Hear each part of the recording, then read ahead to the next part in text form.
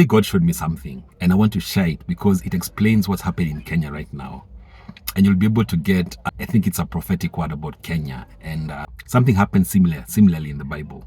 In context, what's happening is that now it's in children of Israel in the desert, and Moses has just sent out the 10 spies to go and spy out Canaan, the promised land, yeah? And now after 40 days, they are back. And here they are presenting their report to Moses, you know, and all of them give a report, and Joshua and Caleb are amongst them, you know.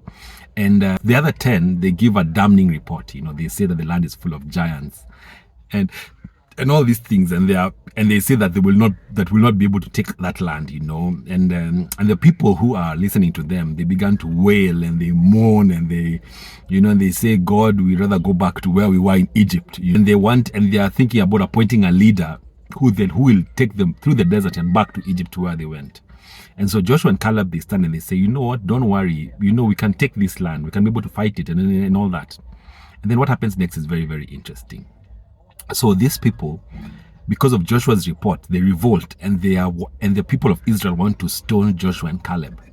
And then God descends, and he's very, very angry with the people of Israel. And here, what God says is what caught my eye about Kenya, what's happening in Kenya right now. God said this: because you people are hard-headed, you are obstinate, you are people who like grumbling and complaining.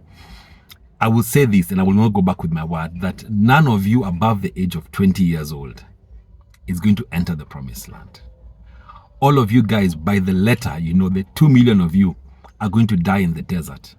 And only those who are 20 years old and younger, who are, I think they were born in the desert, those are the only ones who are going to enter the promised land, you know.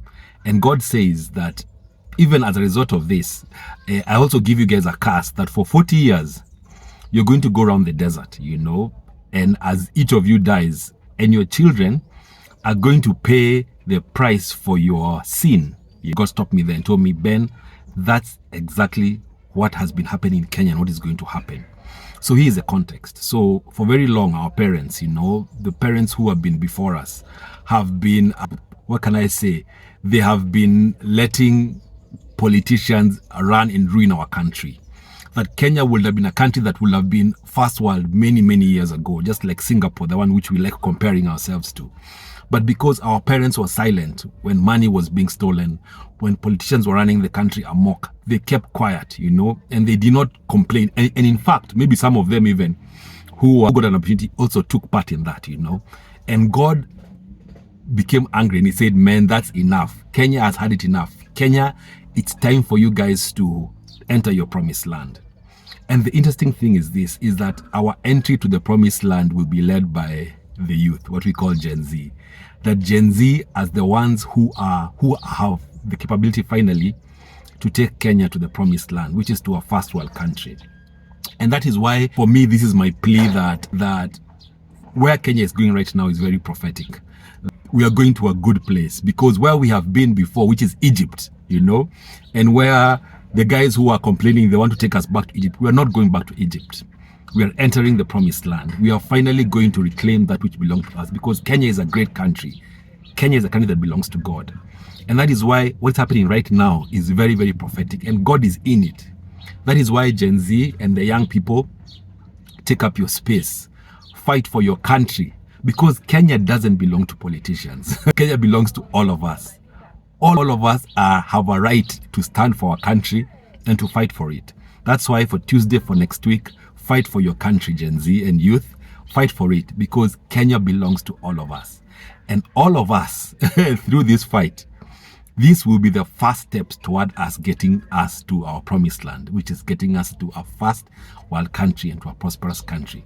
That is why it will not stop with the finance bill. From here now, we have to hold those people who are in office accountable.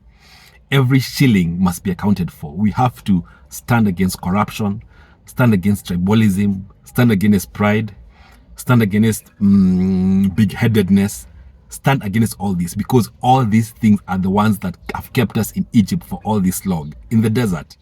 Now, Kenya, rise up. It's time for us to take our promise. It's time for us to enter the promised land. Till next time, guys, God bless.